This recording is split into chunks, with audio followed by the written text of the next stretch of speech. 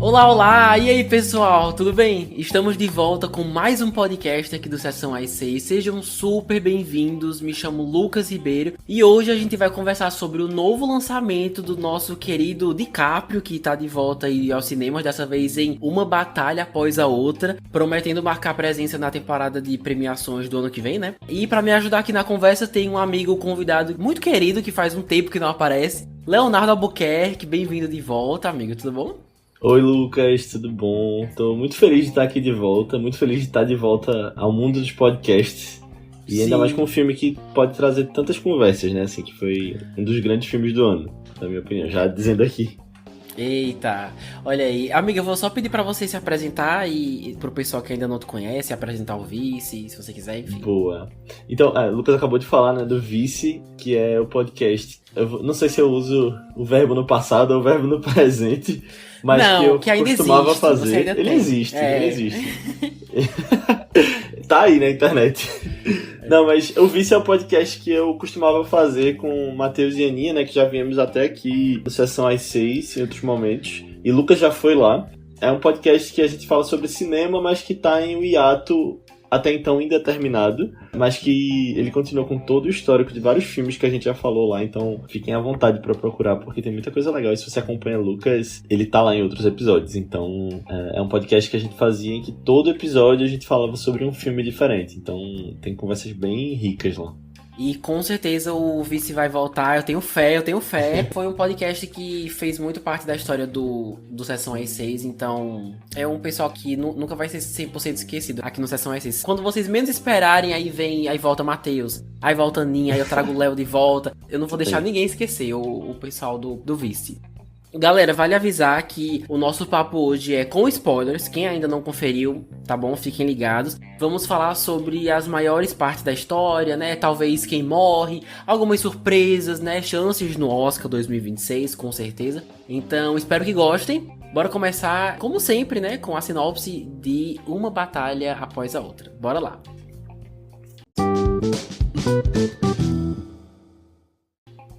A sinopse é a seguinte: nos Estados Unidos, um ex-membro de um grupo de revolucionários busca ajuda de outros membros para encontrar sua filha.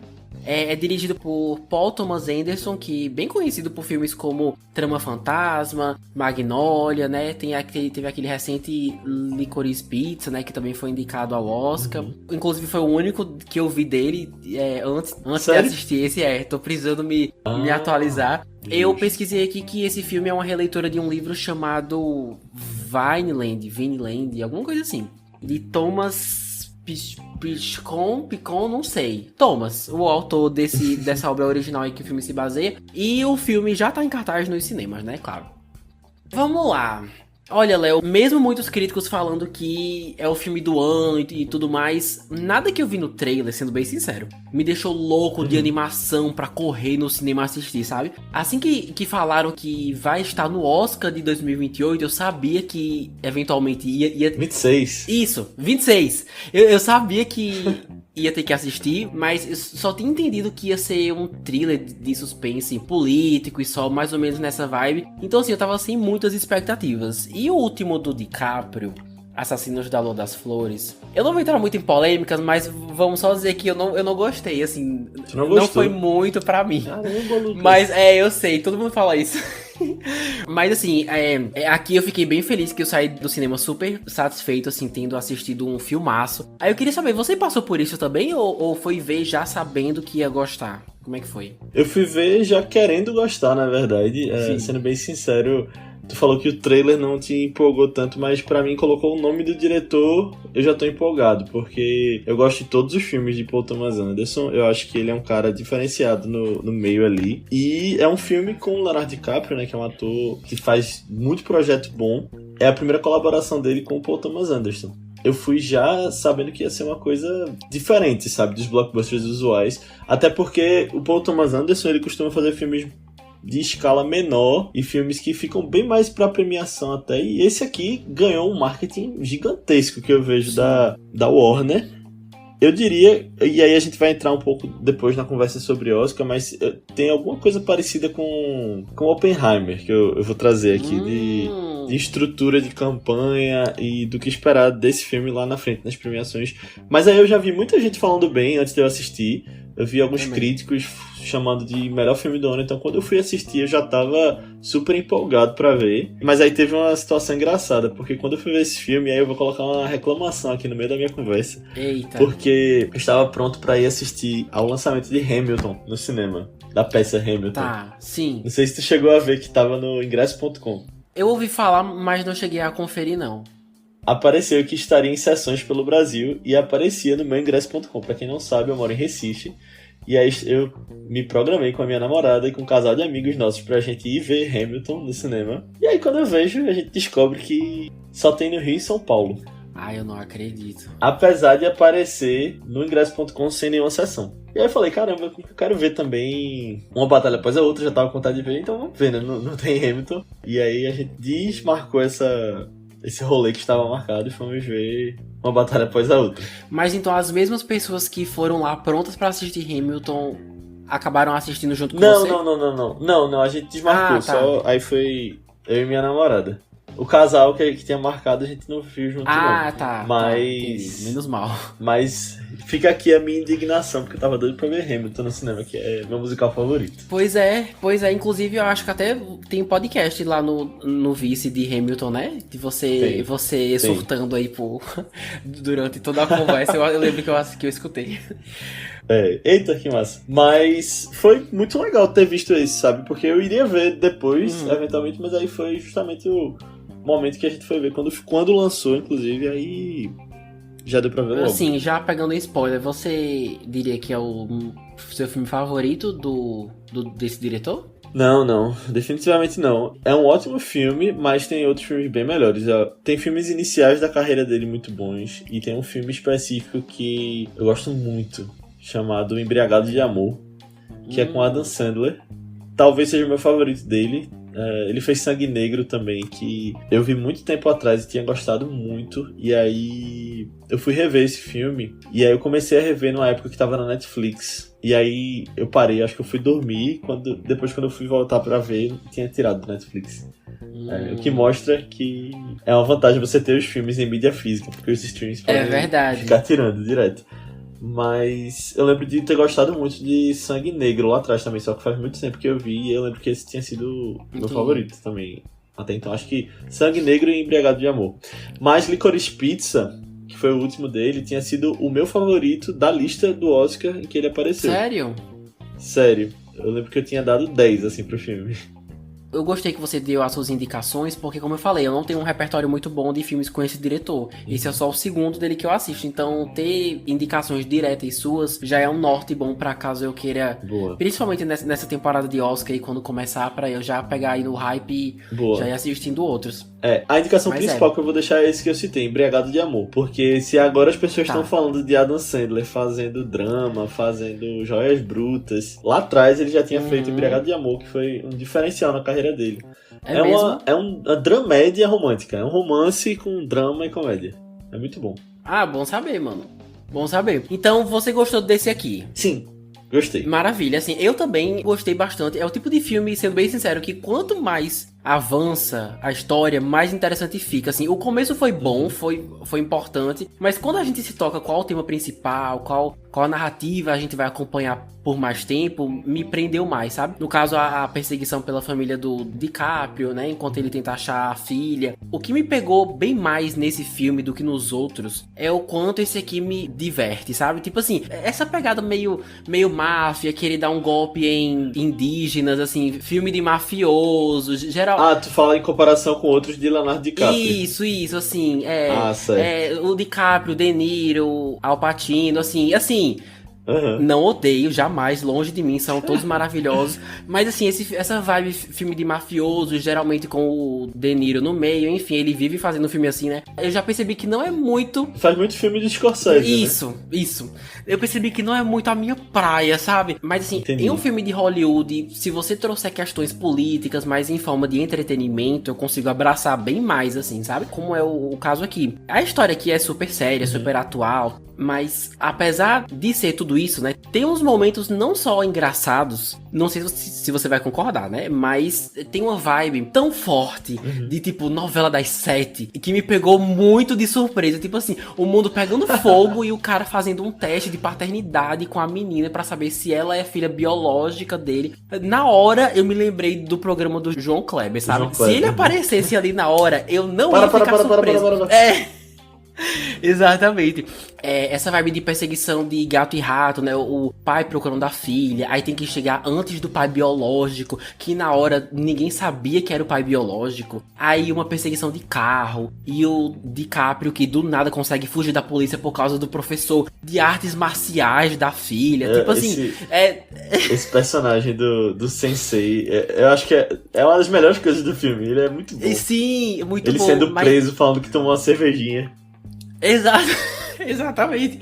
Mas assim, tudo isso que eu tô falando, óbvio, não é ruim, você entende as motivações e a urgência de todo mundo, eu não acho que é gratuito, nem escrachado, nem nada, mas tem umas coisas tão vibes de novela que me deixou ainda mais interessado do que eu já tava, sabe? Porque por uma boa parte da história, tudo é muito urgente, tudo é muito dramático, isso me envolveu de um jeito que eu adorei, sabe? Que normalmente eu associo com outros gêneros, com outras, enfim, mas eu me importei com tudo que eu assisti, então eu senti que o jeito como eles fizeram compensou, sabe? Não sei se você sentiu isso também. Eu acho que ele é bem mais engraçado do que eu tava esperando. É realmente uma comédia no final das contas. E você vê que o Paul Thomas Anderson, ele coloca tudo pro mais absurdo possível, né? Assim, você pega coisas sérias, que são temas sérios que você não deveria rir, e ele fala, não, a gente vai rir disso sim, sabe? Pra mostrar que isso é uma coisa ridícula. E aí você tem os vilões do filme, né? Eu vi uma comparação na internet que os vilões do filme, aquele cara os supremacistas, racistas que estão naquelas reuniões, ele mostra que eles são como se fossem meninos fazendo um plano numa casa da árvore, sabe? E aí ele mostra que essas pessoas são ridículas que estão ali. Eu acho legal quando ele tira onda, sabe? E traz o ponto dele no meio dessa comédia toda. E se você parar pra pensar também, o Leonardo DiCaprio, ele não resolve nada no filme. Quando ele chega, a filha já resolveu, já fugiu, e ele vai abraçar ela. Você tá acompanhando ele chegando numa coisa que já aconteceu, né? Que já aconteceu, você tá só indo junto com ele até chegar lá. É verdade. É um bom ponto. Eu não tinha pensado nisso. Mas eu acho que isso não diminui o personagem, sabe? Porque ele tá trazendo, ele tá passando por várias coisas e a jornada dele mostra vários outros pontos políticos que o Paul Thomas Anderson quer fazer, a parte dos mexicanos, aquela parte toda dos imigrantes. Mas tu falou de Leonardo DiCaprio, eu queria trazer à tona também outro papel dele que eu gosto muito. Que eu acho que foge um pouquinho dessa coisa do mafioso, mas é um filme de Scorsese também, que é O Aviador. Tu já assistiu? Não tô lembrando, acho que não. É um filme de 2004 que ele faz o diretor de cinema Howard Hughes, que era aviador também na década de 40, e é um filme muito bom, assim, que fala sobre Hollywood também. Ele tinha toque, que ficava lavando as mãos sempre, então ele mostra uma parte meio perturbada da cabeça dele, e acho um grande papel de DiCaprio. Tu viu também o que ele ganhou o Oscar, O Regresso? Vi, mas eu vi já faz... Mas é porque esse filme já tem uns 6, 7 anos, né? Tem uns 10, foi 2015, caramba. Eu acho. Foi. Mas eu lembro que eu assisti uma vez e foi no cinema, e eu lembro que eu gostei. Eu também. Mas eu tipo de filme que eu preciso reassistir, porque eu não lembro de muita coisa. Eu lembro que a parte dele com o urso foi muito agressiva, muito explícita, mas eu lembro só disso, assim. Inclusive, Léo, uma coisa que eu queria saber de você, aproveitando que a gente tá falando sobre o DiCaprio, o filme me deixou com algumas dúvidas, algumas que eu quero até discutir com você mais pra frente, mas uma delas eu já queria adiantar aqui. O DiCaprio sabe que ele não é o pai biológico da sua filha, porque ela não conta pra ele, e eu não lembro se ele chega a ter essa informação em algum momento. O que você acha? Eu acho que não. Acho que não. Não, né? Eu acho que até aquele momento no final ninguém sabia, nem o próprio Champagne. o pai é quem cria, no final das contas, né? Mas assim... Eu acho que o filme meio que dá essa mensagem, sabe? Sim, mas... Que o pai, na verdade, é ele. Eu acho que, assim como ela soube da informação, isso não alterou o quanto ela ama o pai de criação dela, eu sinto que o DiCaprio devia ter a oportunidade de fazer a mesma coisa, sabe? De, tipo, saber, mas permitir que isso não mude nada, mas saber, entendeu? Tem uma cena no começo que ele tá comprando fralda, né? E aí o Champagne aparece, pergunta se ele gosta de mulher negra. É verdade. Aí fica aquela tensão. Mas eu acho que naquela cena, eu acho que foi mais uma tensão pra gente que tava assistindo. Eu acho que ali ele não sabia que a mulher dele tava ficando com ele. Eu acho que não sabia, não. Acho que nem tinha como saber, mas tem umas cenas meio constrangedoras nesse filme que você fica, ih, climão. É engraçado. Ei, falando nisso, tipo, umas cenas que você fica, tipo, meio sem entender. Tem dois caras dos vilões, porque o Champagne ele quer entrar nesse grupo, né, de homens brancos. E aí tem dois caras que eu achava que era o mesmo cara. Depois eu vi que eram dois atores. Eles são parecidos. Tem uns que são bem parecidos, né? Tem uns bem magros, né? Tem um que conversa com ele numa cena, aí depois tá na outra cena. Mas não é o mesmo cara que tá no carro que atira nele. Eu tô confundindo o que atira nele com o que tava numa cena no começo, que ele tá de terno e gravata, e ele vai... São dois. É porque tem bastante personagem, realmente. E aquele grupinho, aquela panelinha ali é bem... É um povo meio parecido, né? Eu concordo. Mas não tem como confundir o cabelo de Champagne nesse filme. Não, o cabelo não tem. Impossível. Ainda mais depois daquele tiro que ele levou na cara, não tem como não reconhecer ele. Tipo, ele tem um traço bem específico, né? Eu achei que ele tinha morrido naquela parte. Todo mundo achou, eu acho. Todo mundo achou. Porque eu acho que um tiro na cara e depois um acidente de carro... A intenção era essa. E o Leonardo DiCaprio ainda mexe no corpo dele, né? Pra ver se ele tinha morrido. Exatamente, por isso que eu achei tão engraçada a cena quando acontece, dele andando como se nada houvesse. Mas enfim, depois eu falo mais disso. Teve essa parte mais cômica e tudo mais, mas sobre as mensagens, né? Como a gente falou, sem dúvidas é um filme que tem muita coisa pra dizer, né? Ainda mais porque a gente fica variando entre os personagens mais liberais, né? Os ex-revolucionários e tudo mais, e os mais conservadores, né? Aqueles militares que a gente tava conversando agora, né? Aquela alta patente do governo, enfim. Então, não tem como não ser político, né? É extremamente político. A gente vê realidades de liberais insatisfeitos com o país que eles estão, né? Que querem um sistema mais justo, né? A gente também vê conservadores que veem essas pessoas como uma ameaça à estabilidade social e o modo de governo deles, né? Sim, teve um certo destaque entre aspas, né? Sobre a realidade daqueles imigrantes que precisam viver escondidos. E o mais triste é que não são uns homens adultos aqui e ali, são famílias inteiras, né? De tipo 5, 7 pessoas. É muito triste saber que tem gente que vive assim, né? Não me importaria se o filme quisesse falar mais disso, né? No caso, trazer mais essas questões pra história principal, ao invés de ser mais um pano de fundo pro DiCaprio e a sua narrativa, né? Não sei se você concorda. Então, o livro, né, que tu citou, Vineland, ele é um livro da década de 90 e a história... Eu não li, mas eu vi que a história se passa durante o governo Reagan. Tá. Que foi um presidente também republicano. E tem toda essa questão da opressão que os personagens sentem, mas eles resolveram trazer pra um tempo contemporâneo e que na verdade ele nem data o filme, né? Você não sabe quando o filme se passa, se é agora, se é daqui a 10 anos. E eu achei legal isso, essa atemporalidade, pra mostrar também que essas questões elas vão passando ao longo de muitos anos, né? Uma coisa que eu acho interessante também, política, que ele traz, é a questão da hipocrisia de alguns homens, né? Porque você vê o Champagne ali, todo querendo ter uma imagem, tendo uma imagem super racista também, mas que por trás ele tinha todo o passado do que ele realmente gostava, né? Essa coisa da imagem do que eles querem mostrar e do que eles são realmente. Eu acho bem interessante, é muito pertinente, eu acho que é muito pertinente até para o que Hollywood vai fazer chegar nas premiações, porque é um filme que tem o que falar de questões atuais e políticas. Eu acho que assim, ele tem uma mensagem clara também sobre a questão do uso de violência, no caso das revoluções, dos revolucionários ali, que aí eu já não concordo tanto, mas eu vejo que ele advoga por isso, sabe? Ele mostra que, assim, apesar de terem falhas, no final a filha vai também para os protestos violentos, né? Então, tipo, ele tá dando a mensagem que, tipo, tá tudo bem usar essa violência. Acho que dá pra tirar esse contraste, sabe? Também de que ele tá defendendo com o filme. Ele traz críticas super pertinentes. Eu acho que o que a gente falou de rir da cara de quem ele tá criticando é feito de um jeito muito bom, sabe? Assim, ele é uma sátira que coloca a mão na cara de quem ele quer satirizar, sabe? E rir dessas pessoas. Exatamente. Por ser tão provocativo, eu tava pesquisando, tipo, as avaliações aleatórias, assim, quando eu pesquisei a sinopse do filme, apareciam umas avaliações no Google, enfim. Muita gente dando uma estrela só pro filme, gente que não lidou bem com a provocação do filme, sabe? Que levou muito pro coração, como se tivesse rindo da cara deles, entendeu? Sim. Mas enfim...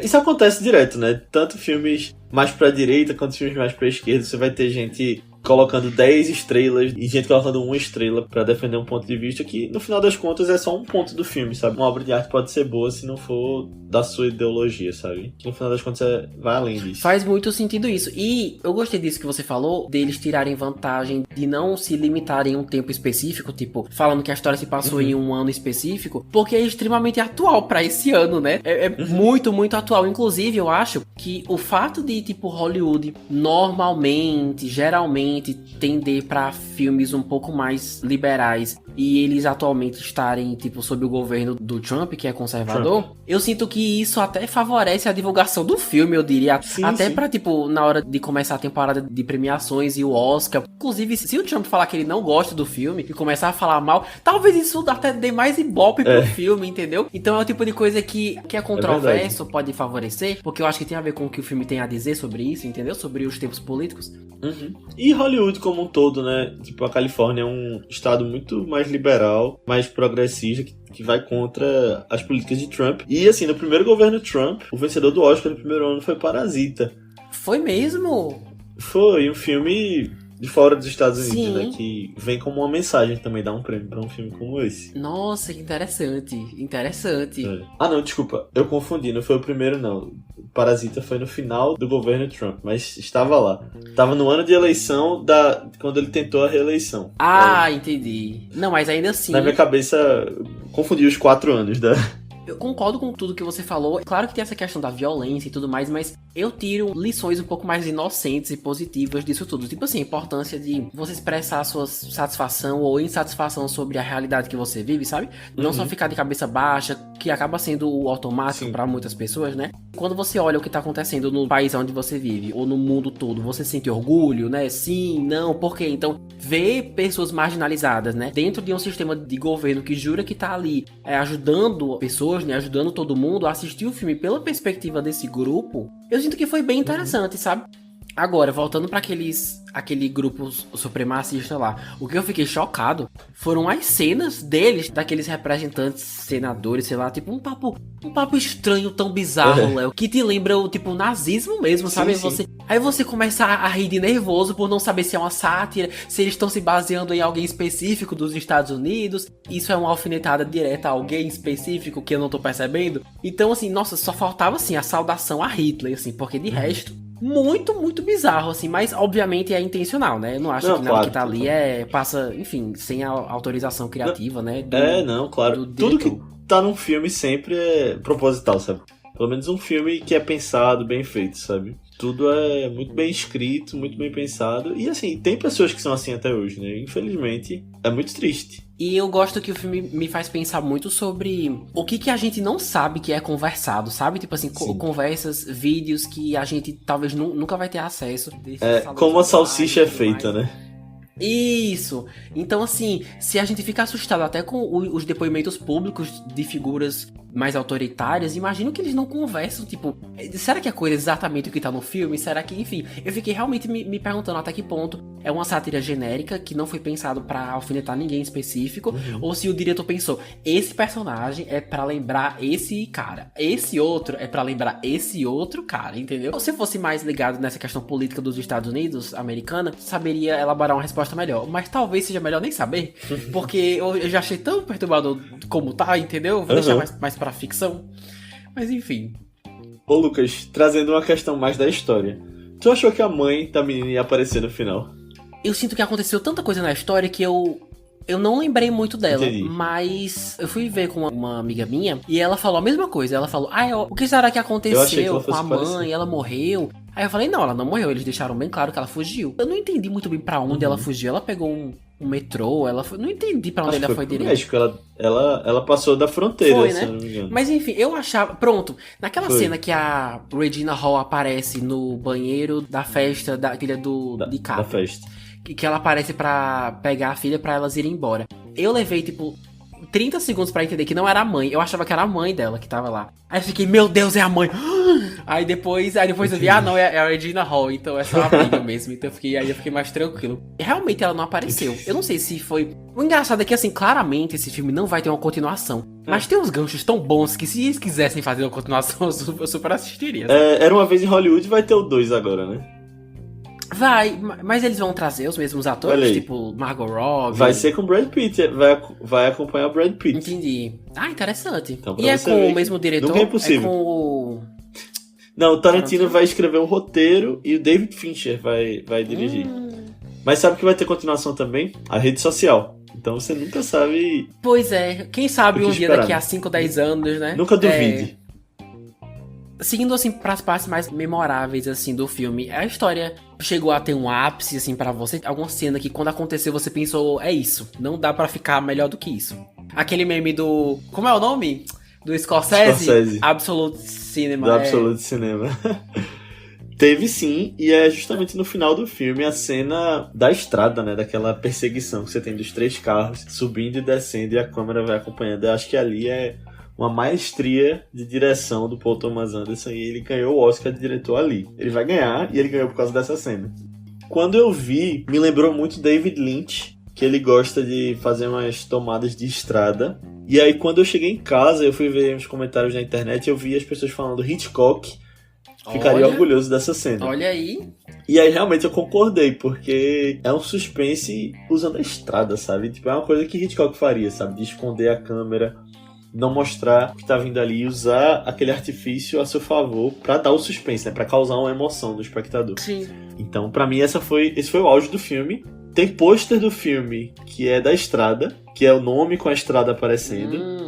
O trailer do filme vai com a estrada subindo e descendo e as letras aparecendo. E eu acho que resume o filme, sabe? Essa cena. Mostra tipo, a emoção que você tem que sentir. Eu acho que esse é o auge da nossa conversa, que a gente vai ficar mais em sincronia. Tipo, eu não acho que dá pra gente ficar mais... Eu não acho que dá pra gente concordar mais do que a gente vai concordar agora. Eu ia falar exatamente essa cena. Mas como não, né? Ali relembram tanta coisa clássica do cinema que a gente não vê hoje em dia, enfim. Inclusive, eu adorei que você trouxe muito mais bagagem do que eu jamais conseguiria trazer, lembrando uns diretores, assim, muito renomados. Eu tenho um pouco de dificuldade de associar o trabalho do diretor com o diretor em si, sabe? Tipo, perceber padrões nas direções, na fotografia, ao longo do portfólio de um diretor, sabe? Mas, assim, eu ia trazer exatamente essa mesma cena. Ainda sobre a minha amiga, que foi comigo assistir o filme, ela ficou muito agoniada pelo jeito como a estrada foi filmada, como se estivesse subindo e descendo, mas eu achei ótimo, me deu muito a sensação de montanha-russa, sabe? Eu tava quase levantando os braços e fazendo uhul! Quase que eu pensei, eu não fiz porque obviamente, né, eu tava no cinema, eu não sou louco, mas assim... Ninguém ia ver, tava escuro, Lucas. Deu um friozinho na barriga muito bom enquanto eu assisti, parece muito aqueles vídeos em primeira pessoa mostrando uma montanha-russa. Eu gostei muito. E esse jeito, assim, filmado, brincando com a ilusão de ótica, né? De que as ruas são várias montanhas vistas de longe, se movendo e tudo mais. Foi um jeito que eu pessoalmente, né? Talvez exista, provavelmente existe. Eu pessoalmente nunca vi alguém fazer isso num filme, sabe? Então, pra mim, foi muito diferentão, muito original. E ainda mais em uma perseguição de carros, assim, porque isso contribui para o clima, né? A tensão da cena, enfim. E você vê filmes de ação com tanta perseguição de carro... E ele trouxe uma inovação pra isso, sabe? Uma coisa que ninguém nunca viu antes. Trouxe. E outra coisa, eu acho que os 3 carros que estavam na cena, eles estavam em uma distância considerável uma da outra. Então, assim, dificilmente seria uma cena super de tirar o fôlego, de tipo assim, nossa, porque normalmente eles gostam de filme de Hollywood com perseguição de carro, gostam de fazer os carros chegarem muito perto um do outro, aí tem troca de tiro, essas coisas. Eles estavam tão longe um do outro aqui, tipo assim, ele foi totalmente contra o formato genérico de perseguição de carro de Hollywood e ainda assim funcionou muito bem, sabe? Inclusive, o jeito como isso se aplica dentro da história, o fato da filha usar essa ilusão de ótica a seu favor pra fazer o cara bater no carro dela foi genial, porque assim, eu acho que ela deixou estacionado bem no ponto cego, né? Foi. Eu fiquei curioso pra saber como isso tá no roteiro do filme. Porque você acha que ele tá usando aquilo só pra, tipo, um artifício de câmera, né? E aí ela se aproveita disso na história do filme, como tu falou, pra resolver aquela situação. Pois é, e cara, eu achei tão criativo porque, assim, pra mim, o fato dela ter percebido uma coisa que é mais pro público perceber, tem uma certa metalinguagem nisso, né? Porque assim, a gente percebe... Quebra de quarta parede. Isso, porque assim, a gente percebe pelo jeito como a câmera tá posicionada, a lente que tá sendo usada, se tem zoom ou não e tudo mais. Ela ter usado uma coisa que eu jurava que só a gente tinha percebido como vantagem, me surpreendeu demais, assim. Incrível. E tipo assim, e o cara que tava perseguindo ela, eles venderam a ideia de que ele é super intimidador, que ele matou um cara antes, enfim. Eu fiquei me perguntando como que ela ia escapar disso, sabe? Porque eu acho que o carro dela não era tão rápido e tudo mais, enfim. E o fato de ter sido ela que bolou num plano ali na hora de pegar ele também me deixou, assim, muito, muito surpreso. Foi uma sequência sensacional. Tem muito a ver com isso que você falou. Se ele não estava previsto pra ser pelo menos indicado ao Oscar de melhor direção, essa sequência é a certeza, né? O que oficializa tudo.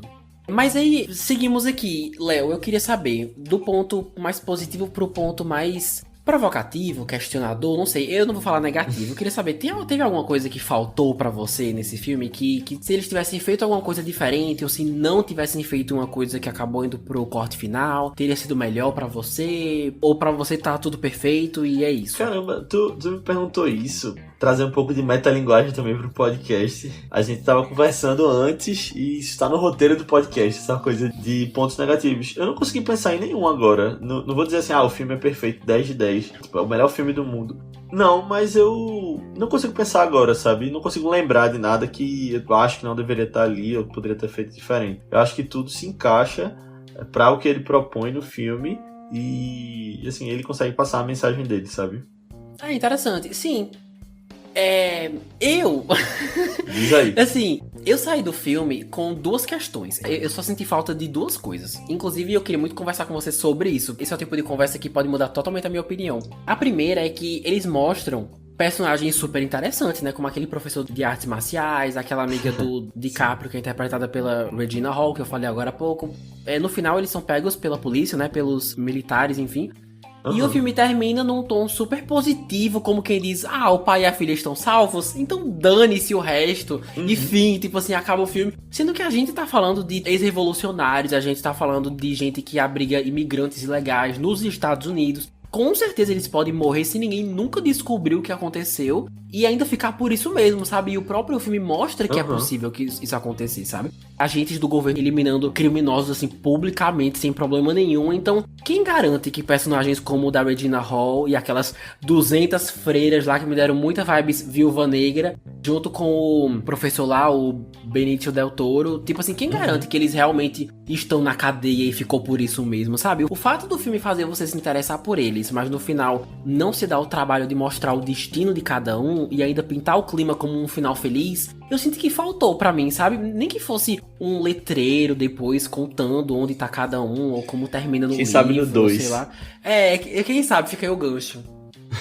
Não, eu não senti muito isso não, Lucas. Eu acho que foram presos e tipo, eles serviram um propósito na história até ali, sabe? Eu acho que o filme é muito mais também sobre essa relação de paternidade, o que é ser pai, a relação da filha com Leonardo DiCaprio, com o Champagne também, gira em torno deles três ali, sabe? E aí os outros estão como coadjuvantes. Não senti falta não, sendo bem sincero. Na pior das hipóteses, é só trabalho de bons atores e um bom roteiro, né? Porque eu que fiquei muito investido em personagens que, na verdade, sempre foram personagens secundários, entendeu? Que atuações, né? Também. Exatamente. A gente falou dos principais, mas, por exemplo, a menina, a filha dele também, eu achei que ela tá atuando muito bem. Muito boa ela.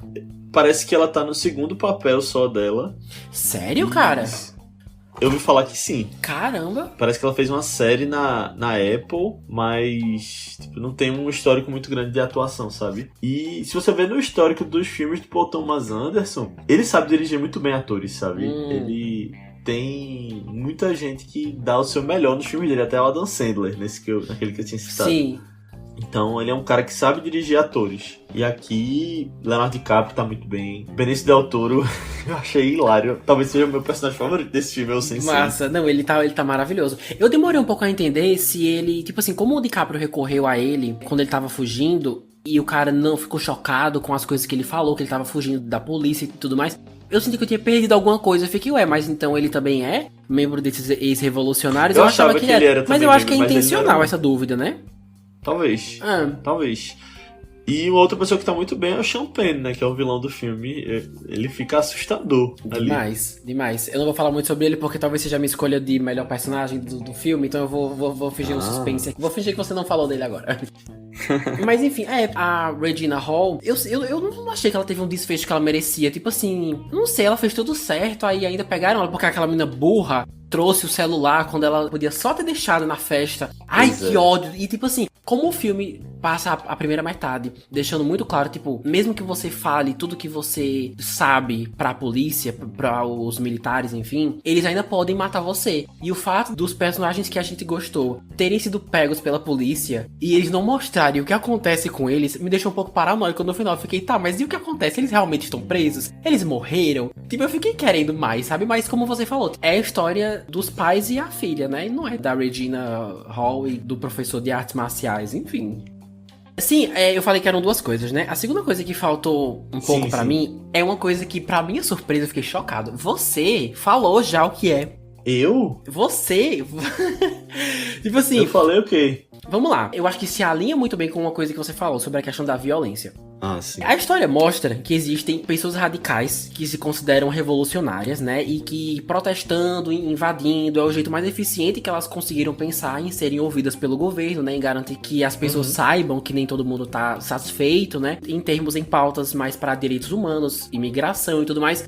Mas algumas pessoas, como a mãe da menina, faz parte de um grupo de pessoas que foram mais do que isso, né? Ela fez umas coisas que vai bem além de revolucionário ou protesto. Ela tacou fogo em lugares, ela matou um cara, né? E eu achei estranho que no final da história isso é um pouco... Será que eu digo romantizado? Talvez um pouco romantizado, assim. Tipo assim, a filha lendo a carta da mãe. Como você falou tudo antes. Sentindo o orgulho desse lado revolucionário dela. E depois de tudo que aconteceu, depois da menina ter quase morrido 10 vezes no filme, aí ela fala pro pai que vai sair, que não vai ter cuidado, porque ela é muito rebelde. O filme termina super pra cima, mano. E eu não sei se as coisas são tão simples assim, sabe? Essa foi a única vez que eu senti que eles simplificaram uma coisa que, na verdade, é bem complexa, sabe? Sim, eu entendo. Pois é, eu entendo essa coisa de querer retratar o sentimento de revolução, de querer mudança como algo geracional, e eu concordo que nós precisamos de mais direitos em várias áreas. Eu concordei com muitas das pautas dele, sabe? Mas eu achei um pouco irresponsável você terminar fazendo a filha seguir os passos da mãe, quando na verdade a mãe tinha uns traços perigosos de terrorismo, assim.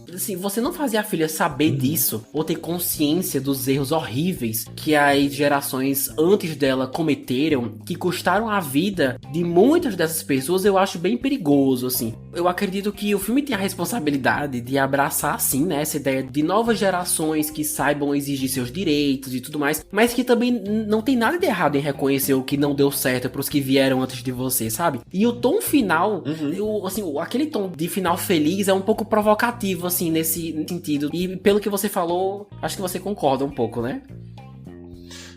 Eu concordo em parte. Engraçado, eu vi uma crítica de um youtuber americano que falou, tipo, no começo da crítica ele falou assim, eu vou falar a sinopse do filme, mas eu entendo o algoritmo do YouTube. Eu sei se eu chamar eles de revolucionários, vão mandar pra um tipo de público. Se eu falar que eles são terroristas internos, vão mandar pra outro tipo de público. Pois é. Eu acho que vai muito da pessoa que tá vendo o filme, né? Porque o filme, ele não termina quando ele tá sendo passado, ele termina na pessoa que tá assistindo. Então, quando a gente vai assistir o filme, a gente traz os nossos valores, a nossa história, e o filme conversa com a gente também. Tipo, apesar de concordar contigo, e foi justamente o que eu tinha falado, né, que eu acho que ele sim romantiza isso, eu acho que talvez perdesse um pouco do filme como obra, se ele desse um final mais moralizado, meio colocar o dedo na cara e falar, isso aqui é errado, sabe? Eu acho que ele está romantizando, sim, algumas coisas de violência, mas também como filme, pra mensagem que ele quer passar, tipo, ele tá querendo dizer alguma coisa com isso, sabe? Sim.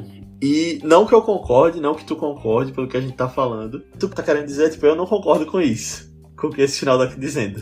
Eu também não concordo, mas eu acho que como obra, tipo, é redondinho, sabe? E ele tá, tipo, defendendo isso, sim. E sim, tipo, levanta essa discussão, né? Eu acho que vem pra levantar essas discussões também. o filme poderia ficar chato se ele só desse uma justificativa mais moral e a menina aprendesse que a mãe dela tava errada, sabe? Eu acho que isso meio que ficaria meio...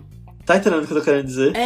Sim, tô sim. Apesar de eu concordar contigo e ter falado lá atrás que era uma coisa que o filme tava trazendo, sabe? Que não era legal. Eu sinto que o arco narrativo da menina, da Willa, eu acho que ela foi de 8 pra 80 sem muito desenvolvimento. Tipo assim, ela começou o filme pensando, minha mãe, ela traiu todo o movimento, não sei o que lá, odeio minha mãe, não sei o que lá. Aí terminou, leu uma carta que ficou, meu Deus, vamos lá, entrar no fogo, como minha mãe fez. Talvez ela pudesse ter, chegado a uma conclusão de, minha mãe traiu o movimento, não é pra ser pelo caminho dela. Eu sabe? acho que eles tiveram a oportunidade de fazer ela ter uma bússola moral muito interessante, e eu não acho que eles fizeram muito bem isso. E assim, eu acho que você falou, realmente, o filme poderia cair naquela área do moralismo, se ele tentasse se corrigir demais. Mas eu acho que eu gosto de acreditar que um cara talentoso como o Paul Thomas Anderson, ele consegue responsabilizar umas coisas que ele mesmo traz sem precisar ser moralista, entendeu? Eu acho que ele conseguiria fazer isso. E só um outro ponto, desculpa te interromper, não, mas só um outro ponto que... Eu acho que em alguns momentos ele mostra que tem consequências sim, sabe? No começo do filme, quando tá no prólogo ainda, antes de ir pros 16 anos depois,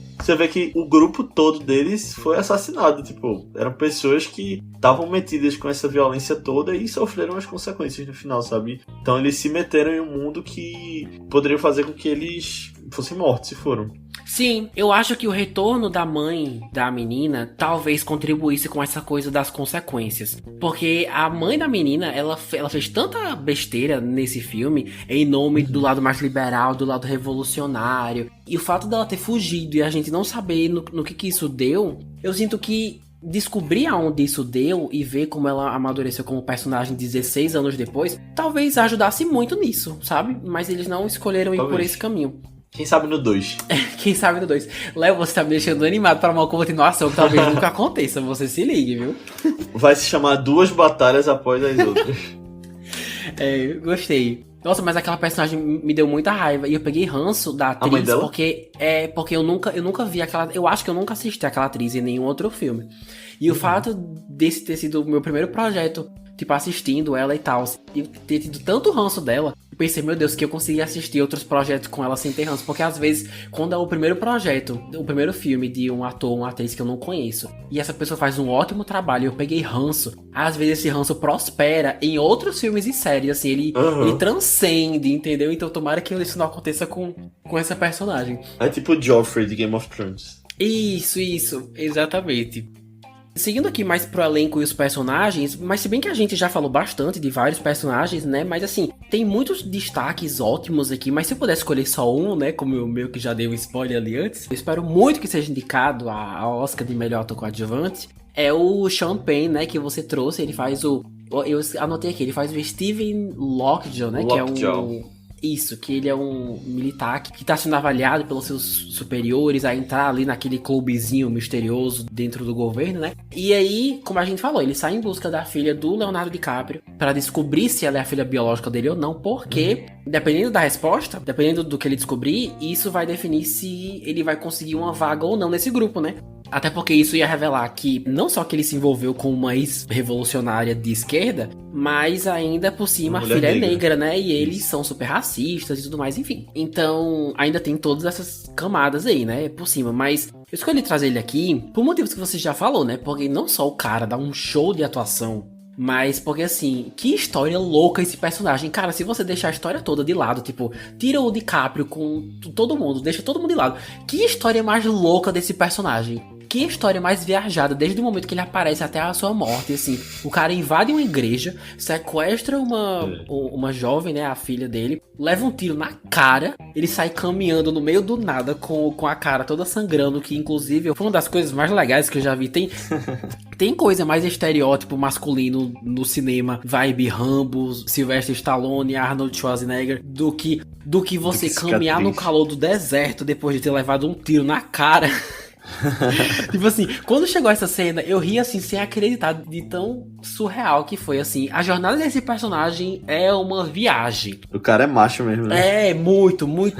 Foi muito fácil ter ranço dele, nível vilão de filme maquiavélico mesmo. Uma pessoa, assim, horrorosa, mas que foi retratado de um jeito tão cativante que eu acredito 100% que existam pessoas assim por aí, até porque você entende todas as motivações dele, né?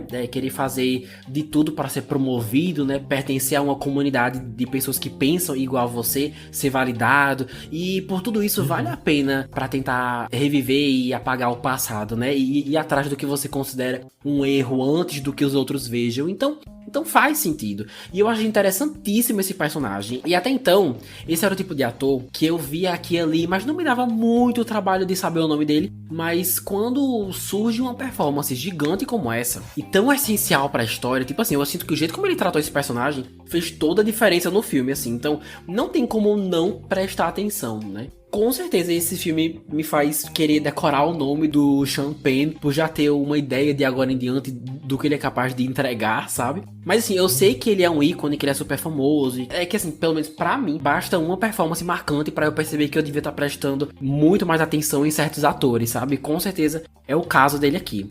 Essa foi a minha escolha de personagem preferida, para minha surpresa. Um homem nojento, ceboso, mas que gostei da atuação e da performance do cara, e é isso. Mas eu acho muito legal que os melhores vilões são aqueles que você, por mais que você não concorde, você consegue entender, tipo, emocionalmente o que ele tá passando. Porque como tu falou, era uma necessidade de validação no final das contas. Por mais que seja uma validação horrível, era uma coisa que ele queria fazer parte de um grupo. Exatamente. Mas exatamente, Léo. Já que tu trouxe ele, eu vou trazer o meu... Eu acho que é o meu personagem favorito desse filme, mas é o Sensei, o professor de Karatê, o Benício Del Toro. Ah, sabia. A gente vai falar de Oscar, mas eu acho muito possível que os dois concorram a melhor ator coadjuvante pelo mesmo filme. Tanto o Sean Penn quanto o Benício Del Toro, porque eu acho que são grandes destaques do filme, sabe? E são dois personagens completamente diferentes. O Benício Del Toro me lembrou muito o personagem dele de Star Wars, dos Últimos Jedi, não sei se tu lembra. Eu acho que ele é um grande ator também, tá sensacional nesse papel, super engraçado. Aquela cena dele no carro com o Leonardo DiCaprio também, que joga ele da janela. Muito, e o DiCaprio toda hora, tem que o Sensei, pra todo lugar. E uma coisa que a gente não falou foi da cena dele tentando lembrar que horas são. Sim, o código, né? O código. E na verdade não tinha hora. Pois é, que não era, mas era muito longo, né? A resposta, eu acho. Era uma frase, Nossa, eu não ia lembrar nem a pau. Mas foi muito engraçado. E crédito a eles por sempre fazer funcionar. Eu nunca achei que enjoou essa piada, sabe? Eu também não. Enfim. Verdade. Como você falou, né? Tem muitos críticos aí falando sobre Oscar, né? A temporada de premiação. Aí eu queria saber exatamente, assim, entrando oficialmente nesse assunto, o que você acha. Se você acha que tem chance, quais categorias exatamente, assim, se você pudesse chutar, apostar dinheiro. Certo. Que categorias você acha que deve pelo menos ser indicado? Eu sou uma pessoa que gosta muito de acompanhar premiações, mas eu ainda não fiz a aposta de Oscar, apesar de estar de olho em alguns filmes que vão estar aí. Então eu vou lançar agora, assim, na hora, sem ter anotado. Eita, vai lá. Na verdade, primeiro de tudo, eu acho que esse filme tá em primeiro lugar pra ganhar melhor filme. E eu vou dizer por quê, porque eu tinha falado lá atrás que me parece muito como que aconteceu com Oppenheimer, sabe? Nolan era um diretor que já há um tempo tava pra concorrer ao Oscar, ganhar o Oscar. Ele já tinha concorrido, no caso. E é um diretor que parecia estar na hora dele, sabe? E aí veio Oppenheimer, um épico de 3 horas, histórico, que a Universal botou muito dinheiro e tipo, não se esperava que um filme como Oppenheimer fizesse tanto dinheiro naquela época. Oppenheimer fez quase $1 bilhão, esse aqui não está perto disso, mas tá ganhando dinheiro, tá fazendo sucesso. A Warner tá investindo pesado nesse filme, é um filme de um diretor, assim, de filme mais independente, de filmes de premiações. A narrativa tá em torno desse filme ser o grande vencedor da noite lá quando chegar o Oscar. Claro que daqui pra lá muita coisa pode acontecer. Tipo, um filme pode despontar. Ninguém achava que Coda, No Ritmo do Coração, ia ganhar. Exatamente, né? Sim. Hoje, eu acho que ele ganha, até porque o Paul Thomas Anderson ele não tem Oscar. E ele tá há muitos anos, muitos filmes já... Ele já concorreu a 11 Oscars. Sério? O diretor. E nunca ganhou nada? E nunca ganhou. Meu Deus. O último dele foi Licorice Pizza. Foi, é verdade. Ele tava pra ganhar ali no Oscar de roteiro. E ele perde pro Kenneth Branagh com Belfast. Que eu também acho um ótimo filme. É um ótimo filme. E aí, depois disso, vem agora, né? Tipo, agora é o grande momento dele com um filme épico, super conhecido, que as pessoas estão falando o tempo todo, com Leonardo DiCaprio, que chama público. Então, na minha cabeça, vai ganhar melhor filme, vai ganhar melhor diretor, e aí vai concorrer. E aí, não sei se ganha ou não, mas a roteiro original... Não, desculpa, original não, adaptado. Eu não sei se o Leonardo DiCaprio concorre a ator. É possível, mas aí vai depender muito da competição, né? Eu acho que é bem possível, na verdade, porque ele vai ser o personagem principal do filme principal. Sim. Mas você vai ter até Wagner Moura no meio da corrida, né? Então... Oh, será? Vem aí. Acho que sim. Atriz coadjuvante. Eu consigo ver a filha ou a mãe, mesmo a mãe aparecendo tão pouco. É mesmo, cara, que massa. Nossa, ia ser ótimo. É a Tiana Taylor, ou a... Como é o nome dela? É a Chase Infinity. Infinity, né? É. E aí, os atores coadjuvantes, eu consigo ver os dois. Tanto o Champagne quanto o Benício. Porque você tem esses casos, né, de filmes que mais de um ator concorre.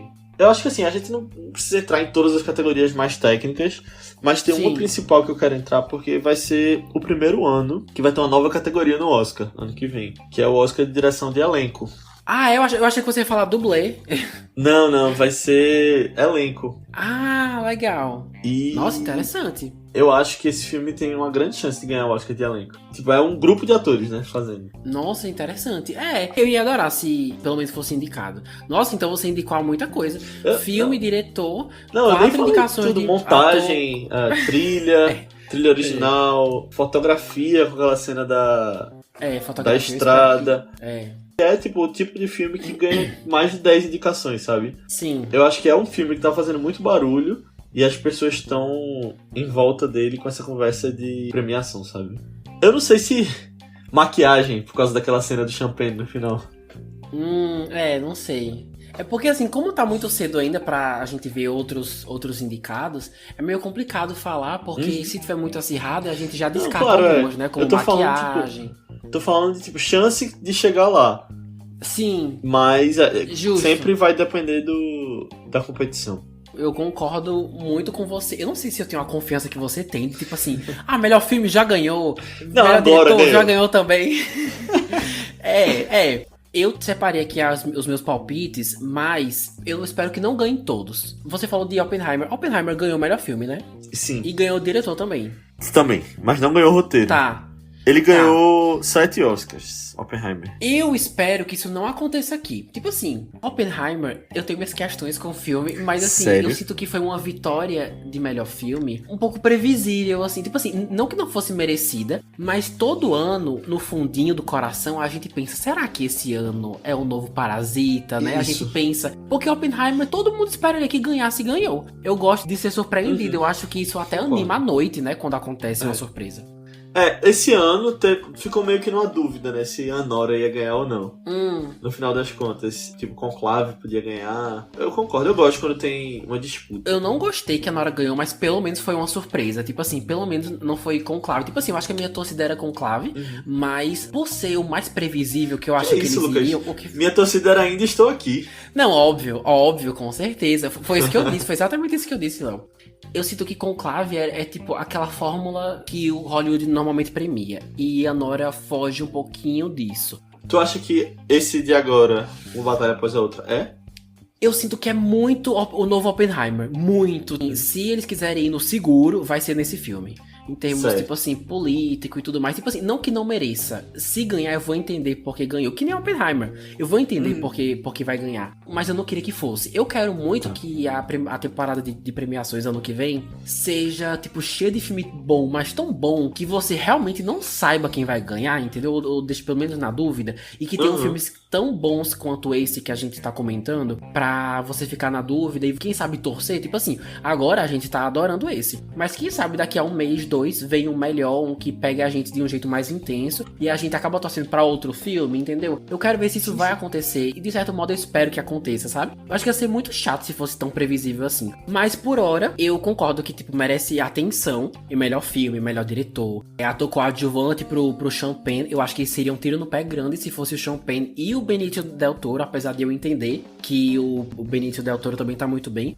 Sobre o DiCaprio, cara, eu não faço questão dele ser indicado, porque assim, tá muito bem no filme, óbvio, mas eu acho que ele funciona mais como um alívio cômico e, tipo assim, aquela pessoa que você se identifica no meio de toda a loucura que tá acontecendo no filme, sabe? Uhum. Eu não acho que a performance dele que eleva toda a história, eu acho que tem performance mais cativante, então por isso eu não faço questão do DiCaprio ser indicado, não. Eu faria mais pra esses dois aí que a gente comentou. O roteiro adaptado eu concordo que merece ser indicado. Montagem, como você falou também. Só por aquela cena da perseguição na estrada merece muito a montagem. Fotografia também. E o DiCaprio, claro, depende de tudo. DiCaprio, maquiagem, essas coisas, depende muito de como vai estar a temporada. Se vai ser muito acirrado ou não. Mas eu não faço questão, não, sendo bem sincero, sabe?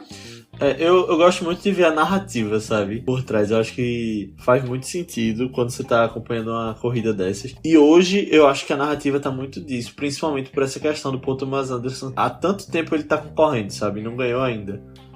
Mas a narrativa pode mudar daqui pra janeiro, daqui pra fevereiro. Eu não me importaria se ele ganhasse como o melhor diretor. Mas o único problema disso é que o Oscar tem esse vício, normalmente, de o filme vencedor de melhor filme é justamente o do melhor diretor. Tipo assim, casar com o melhor diretor e o melhor filme. É, normal. Até porque, tipo, se você é o melhor diretor, teoricamente você dirigiu o melhor filme, né? Acho que faz sentido no final das contas. Mas se eles fossem tão democráticos como eu gostaria que eles fossem, isso não seria necessariamente, tipo, o caso? Tipo assim, teria um suspense maior? Mas nem sempre sabe? Justo.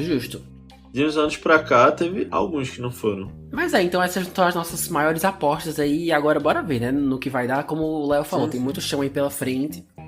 Bom, pessoal, seguindo aqui sobre agora o orçamento e a bilheteria do filme, né? Olhando aqui os sites Wikipedia e Box Office Mojo, o filme custou entre 130 e 170 milhões de dólares, né, para ser feito. E até agora arrecadou mundialmente, lembrando que ainda tá em cartaz, mais de 106 milhões de dólares, né? É um valor bom estando umas 2 semanas aí em cartaz? Não, podia ser melhor. Mas como claramente eles estão focando mais na temporada de premiações do ano que vem, ainda tem muito chão pela frente para dizer se no fim das contas é um sucesso ou um fracasso, né? De bilheteria até agora, podia estar melhor, né? O que você acha, Léo? Então, ele é o primeiro filme de Paul Thomas Anderson a passar dos 100 milhões. É mesmo? Ah, então tudo é questão de perspectiva, né, Léo? É perspectiva, justamente, porque eu vi essa notícia e fiquei surpreso justamente por isso, por não saber que os outros filmes não tinham passado disso. Você acha que isso acontece porque ele normalmente faz filmes muito nichados e pouco comerciais, ou ele só é um gênio incompreendido mesmo?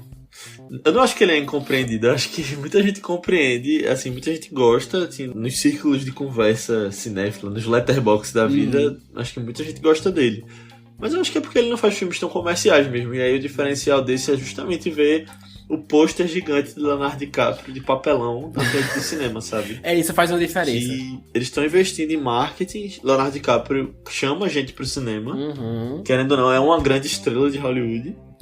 Então eu acho que esse é o diferencial, sabe? Que é um filme que pelo menos está sendo tratado como mais comercial. Sim. E eu acho que ele naturalmente é mais comercial até.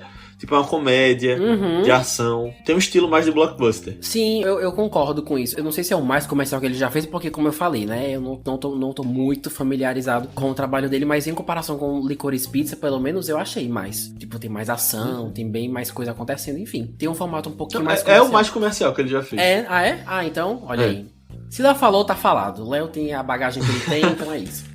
Olha, pessoal, no geral eu diria que uma batalha após a outra foi uma surpresa muito legal. Eu adorei ter assistido, né? Apesar de ser bem controverso, né? Mas eu saí do cinema querendo ver de novo. Com certeza é o tipo de filme que quanto mais eu assistir, mais eu vou prestar atenção em detalhes e parte da história que eu não dei muita atenção da primeira vez.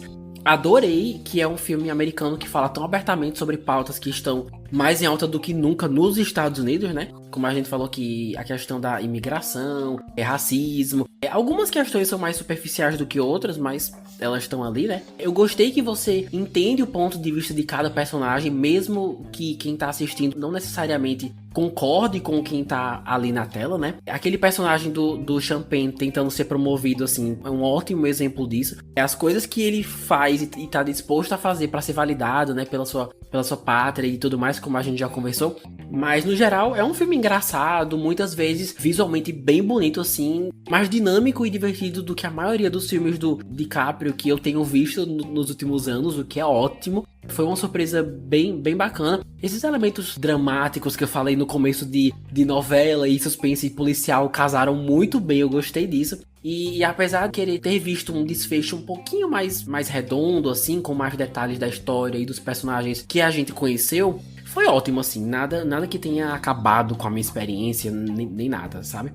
Tanto que eu nem vi o tempo passar, acho que a gente nem falou sobre isso. O filme tem quase 3 horas e passou muito rápido, assim, pra mim, sabe? Eu concordo, senti isso também. Sim, tá vendo? Parece que passou bem mais rápido. E você, Léo, você indicaria? Ou você acha que vale a pena esperar pra ver em casa? Ou nem isso? Não indico não, tô brincando. Já pensou? Depois dessa conversa toda. Então, como a gente falou nessa conversa toda, Uma Batalha Após a Outra é uma comédia de ação muito legal e inusitada, eu diria, né? Você não espera que fosse ser uma comédia quando você chega pra ver, mas ele é bem engraçado, é um filme bem atual. E que apesar de ter alguns pontos, como a gente comentou, né? Da violência, meio que romantizar um lado da ideologia, você não tendo essa ideologia, não estraga, sabe, a experiência de estar vendo o filme. Eu acho que você consegue se ligar com os personagens, você consegue, até com o vilão, como o Lucas falou, você consegue ter empatia do que ele tá sentindo ali, sabe? Então é um filme que é muito bem feito no jeito que ele traz pra você o que você deve estar sentindo a cada momento. E é muito instigante, você fica querendo saber o que vai acontecer. E tem a grande cena da estrada no final. É uma coisa muito nova. Você olha pra essa cena e fala, caramba, poderia se fazer antigamente no cinema, sabe? Quando não se usava tanta computação gráfica, não se tinha tantos filmes de super-herói, coisas que dominaram o cinema depois de um tempo. Você volta pra, tipo, sentado na cadeira vendo uma perseguição de carro e ser uma coisa nova pra você, né? Exato. Eu acho que isso aí é uma experiência muito legal e vale muito a pena ser visto na maior tela possível, sabe? Então eu veria no cinema logo, em vez de esperar pra ver em casa.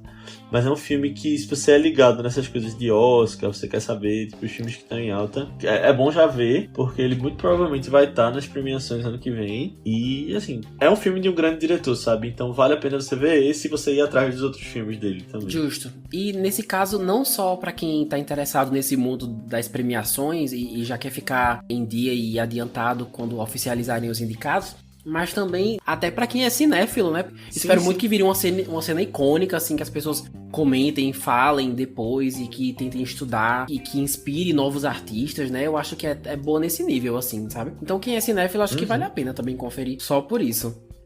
E vocês aí que já assistiram, também gostaram? Concordam com o que a gente falou? Discordam? Que outros filmes vocês acham que também tem chance de marcar presença no Oscar do ano que vem? Já tem alguns interessantes que já estão aí entrando em cartaz, que estão circulando aí em festivais e outras premiações. Eu quero saber de vocês. Para quem tá escutando pelo YouTube, podcast Sessão às 6, nós temos a caixa de comentários. No Instagram estamos como @Sessão às 6. E no TikTok, @PodSessãoAs6, estou sempre de olho no que vocês mandam.